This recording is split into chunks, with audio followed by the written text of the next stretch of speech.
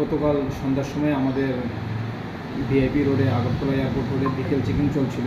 আমাদের অফিসার এবং স্টাফরা বিকেল চেকিং করছিল। সেই সময়ে আমরা গাড়ি চেকিং করছিলাম। তো গাড়ি চেকিংয়ের সময় আমরা অন্যান্য গাড়ির সাথে আরেকটা গাড়িকে আমরা সিগন্যাল দেখিয়েছিল। তখন ওই গাড়িটা না থেমে আরও স্পিডে চলে আসছিল।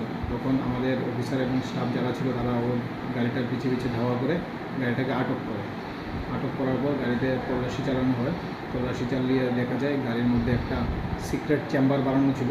ওই সিক্রেট চেম্বার থেকে 10 কেজি 400 গ্রাম শুকনো গাঁজা উদ্ধার করা হয় এবং গাড়িতে থাকা ড্রাইভার এবং আরও একজন ছিল তাদেরকে আটক করা হয়েছে।